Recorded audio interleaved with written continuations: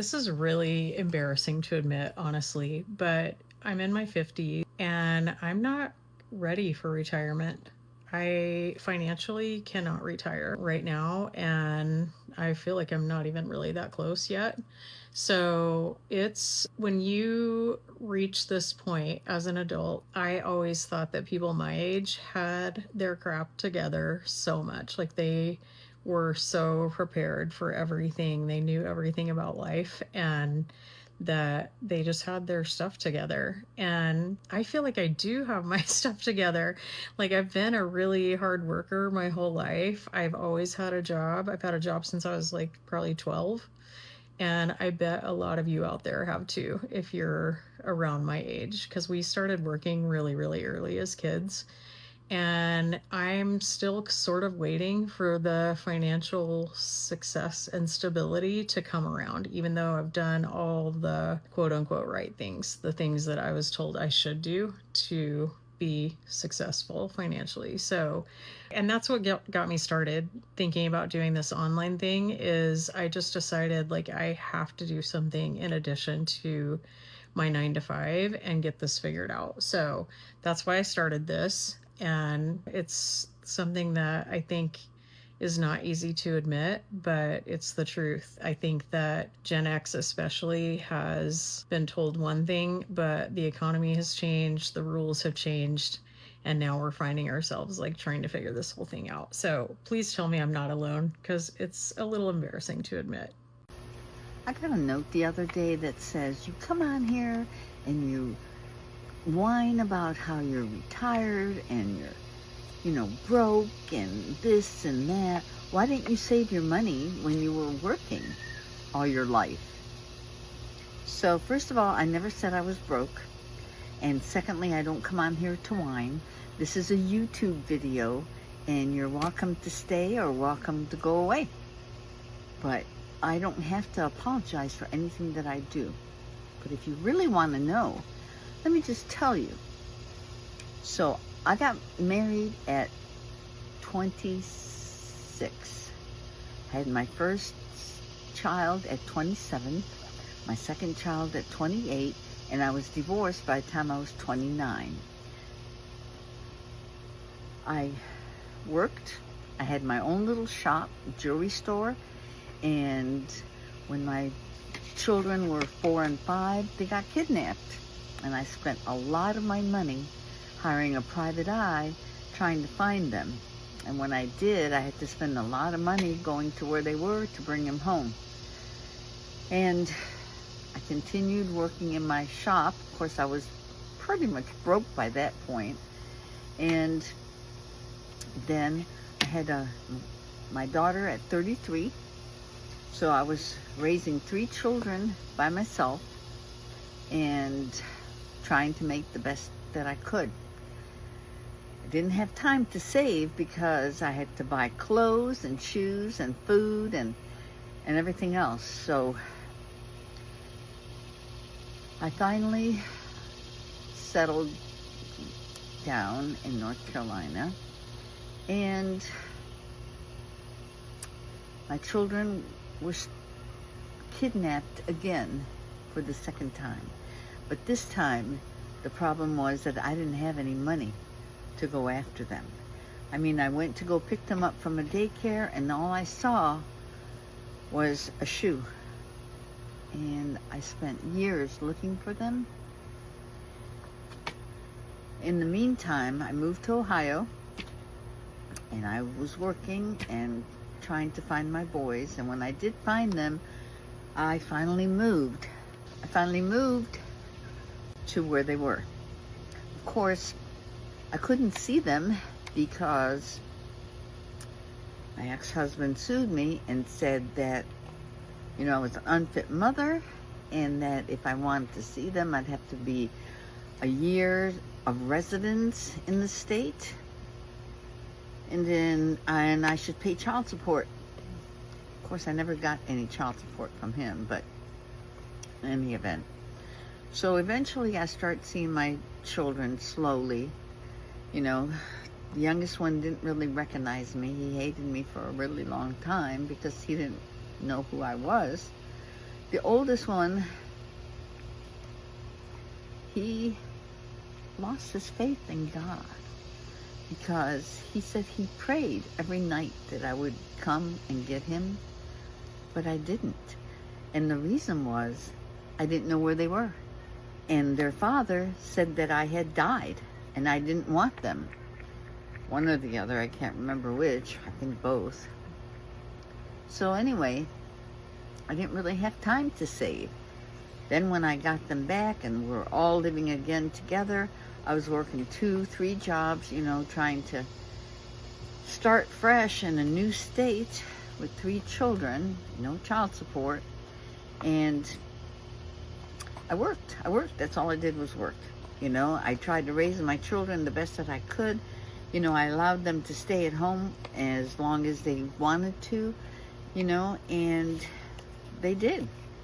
So I was, 53 by the time all the children have left my home, and I continued working. I tried to save a little bit in my 401k and a little bit on the side. And then in 2014,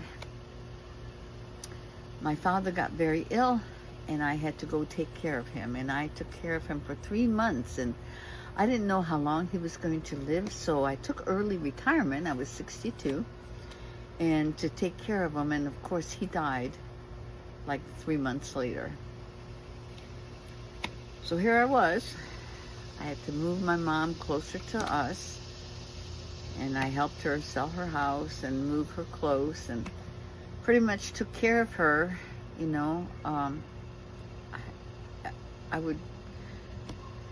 She didn't want to live with me, but I did go out to see her 3 or 4 times a week, and she died in 2023. So here we are to this day. And finally, when I retired from my other job that I worked at, I had a little bit of savings, and I bought a little motorhome so that I could travel with my grandson. He was in Boy Scouts, and I got tired of putting up a tent, so I spent a little bit of money, and bought a used motorhome, and we traveled a little bit here and there. And then 2 things happened. I got injured. I fell off of an electric bike and fractured my pelvis and my knee. So I was out of work again in a wheelchair for 6 months. Then when I finally got back on my feet, I went back to work at this dry cleaner where I worked for the past 5 years. And of course they paid me $14 an hour, and I spent all my money on trying to stay above board when I was, broken. And I've lived here 14 years, and I've never asked for a penny from anybody. The little bit of money that I had, I made it stretch as far as I could. And here we are. So yes, now I'm fully retired. I have no savings, or the little bit that I have isn't going to last very long. And I was rejected for Medicaid. I have Medicare, but I was rejected for Medicare, the extra help that helps you pay for Part B. And so this is my story. And so if you want to judge me, go right ahead and do it. But not everybody can be wealthy, or in the military with a high retirement or a high pension. Some of us actually had a real life. And so this is why I'm on here, and I'm hoping that what I say and what I bring out to light will help others, maybe some young person, or somebody else that can save their money and have a great retirement and not struggle. So go ahead, you be the judge. And don't let the door hit you in the butt. Yeah, so there's a thing called doom spending, and it sounds like that's what she been doing, or just doom living. Let's look at this next clip. She got some language. Watch this. That's what baffles me tonight. Now, everybody in this country who is not of color You blame blacks, browns, Jews, and anybody else who was not of direct European ancestry for this country's problems. Whole damn time. If you say we don't contribute shit, we don't matter, yes, that includes you too, Asians. If you say we don't matter, like, your statistics are kind of not adding up here. So if we don't make up for the majority of the population, how do we make up for the majority of the crime? Because you're lying. There are no black people on Wall Street. There are no brown people on Wall Street robbing this country of millions of dollars. This country and the people in charge are the reason that your damn grandparents can't retire. Paid into Social Security their whole damn life, and now there is none. You want to talk about that? I mean, seriously, do you want to talk about the fact that it breaks my heart to see elderly people of any race door dashing, working at UPS, Amazon, FedEx? They should be at home enjoying what years they have left. But you greedy ass suit and tie motherfuckers have taken all of their damn money. And then you take your ass and you support these very same crooked ass politicians that are the reason your grandparents are going to work until the day that they die. You think they actually give a damn about you because you so damn ignorant and stupid you can't see past race. All of these older people are working. And they should be at home enjoying their retirement. But you want to prove some stupid ass point about anti-immigration policies, whether you black or white, you support this shit that's going on. You the damn fool.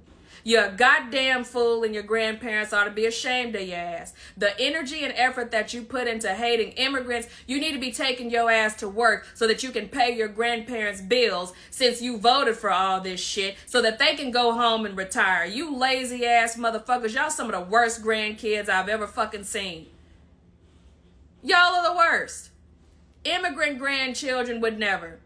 But y'all sit y'all ass up here, black and white. You want to focus on getting immigrants out of this damn country. Why don't you focus on taking care of your grandparents? Take care of your household. Immigrants ain't your motherfucking problem. I don't want to retire in a foreign country. I want to comfortably retire in my own country. Just because the dollar doesn't get us what we used to when our parents retired. They didn't leave and go to a foreign country unless it was for vacation.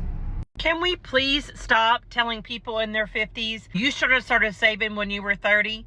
No shit, Sherlock. We know damn sure what we should have been doing, but we didn't do it and we can't go back and change it. Yes, I should have saved more. Yes, I should have invested earlier. I know there's 100 things that I could go back and do different financially. But guess what? My 58-year-old self cannot go back and tell my 25-year-old self anything. It's freaking impossible. I was absolutely trying to survive. Keep a roof over my daughter's head and feed her. That was my number one priority. I think a lot of Gen Xers are sitting in the same spot right now.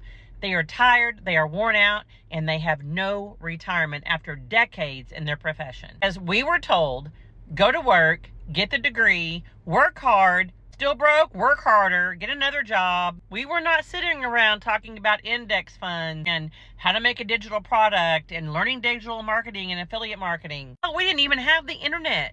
We were the remote control of the TV. So yes, I could have made better decisions. No doubt about it. But sitting here regretting the past isn't doing anything for my retirement. Groceries, insurance, utilities, household expenses, all going sky high. But what's my salary doing? Staying exactly the freaking same. So here's what I can control. What I can do now is learn to invest. I can learn new skills. I can learn digital marketing. I can learn affiliate marketing. I can learn how AI works. I can learn how people are having additional streams of income. If that means becoming a beginner again in my 50s, then so be it. I would rather spend the next 5 years building myself up and building my retirement than spending the next 5 years just sitting around regretting everything I've done in my past. Because woulda, coulda, shoulda isn't building my retirement fund up at all. Yeah, I agree with what she's saying. It's like either you did it or you didn't, man. It's kind of unfortunate that please make sure you guys are doing it. Let's look at this next clip. It's very important. April, I've gotten your letter. You're 62, you're living alone, you've got 45 grand left on your mortgage, which is great news, well done. But what I'm hearing from your letter is that you're exhausted and you don't know how much longer you're going to be able to work for. Well, Firstly, your kids are telling you you can't do anything with your home to get any money out because it's their inheritance. And I will say, I mean, it's your choice, but at the end of the day, the asset you built for yourself is for you. Whatever's left over at the end of our lives goes to our children. So do not let them make your decision for you. There's lots of options you have. You've only got 180 grand in super, and you will probably need more at the age of 62. You can take some equity out of your home. There's places like HomeSafe that'll do it as a property transaction. You can look at reverse mortgages, but what you need before you make any decision is good financial advice. You can stop working sooner than you think, but what you need is detail on the numbers of what you can live, how much you can spend, and what you can do. So don't listen to anyone else. April, go and get advice and make your own decision, but you might be stopping work and enjoying your life much sooner than you think. I certainly hope so. I looked up the average Social Security payment for women, and do you know what it is? About $1,400 a month. I want you to sit with that for a second. After decades of working, after every sacrifice, after every double shift, after every bill you clawed your way out of, $1,400 a month. That is not retirement. That is survival, barely. And I'm not saying it to scare you. I'm saying it because I sat with that number, and instead of spiraling, I got angry enough to actually do something. And doing something in public for women who thought it was too late is exactly why I'm here. The link is in my bio. Go grab it. $1,400 a month is not enough at all. I feel pretty honored. Thomas Bishop, who's a big creator on here, just asked me to be on his radio show to talk about the struggles that we're all facing financially and not being able to save. So I'm looking forward to that and sharing that after that happens. But yeah, we all need to be concerned, and you all need to be concerned as younger Americans. It is very easy to have a good job and end up in my predicament at my age, which is 59, where you don't have any savings to retire, and you know, it's a struggle to pay bills, and considering that a bag of chips is as much as an hour minimum wage pay is pretty messed up. But anyway, we all have to, you know, think about solutions, and solutions aren't billionaires running our government for sure. But the government... I'm 51 years old and I have no retirement saved. I raised my girls by myself. I worked multiple jobs. I did everything right. I paid the bills, I showed up, I kept the lights on, and every time life happened, a car repair, a medical bill, or a kid who needed something, I pulled from wherever I had set a tiny bit aside, because that's what moms do. And then I took a $10,000 pay cut to protect my mental health because I was drowning. And somehow I ended up $10,000 in debt. Tell me how we can work this hard for decades, do everything we were told to do, and still end up near retirement with nothing waiting for us. And for a minute, I was embarrassed. What if people think I failed? What if they think I should have planned better? What if I'm too old to start something new? And then this is what I realized. The system didn't raise my girls. I did. The opinions didn't pay my bills. I did. And nobody's coming to fund my retirement. So if I'm going to build one, it's going to be me. If you're a Gen X mom sitting there thinking that you've worked all these years and feeling like you're very behind, you're not alone, and you're not behind, and you're just getting started. We're not too old, and we're not washed up. We are not going into retirement broke because we're too scared to try something different. If we could raise humans on survival mode, then we can learn a new skill. And this time, we're building something for us. Yeah, man, this is honestly just sad. I mean, it kind of just comes down to where it's like, hey, man, I'm already struggling. I'm about to just live how I'm gonna live. I'm not finna be struggling and then putting back money to struggle even more. So, and hopefully I live to even be that age. I mean, fortunately, these people live to be, retirement age. But it's like, I mean, it's one of them things where it's like I get it. I see both sides. I try to be open minded as possible. I see people who I see the aspect of like what I just said, then I see the aspect is like, nah, I want to be comfortable. It is what it is, man. I'll me personally, even though I see both sides, I will try to put back something or find a way. I don't know, man. Try to save some money, but I don't want to ramble. It's Josh from Talk to Him Boy, and I just talked to you, boy. If you guys know anybody going through this, drop it down in the comments. I'm out. Peace.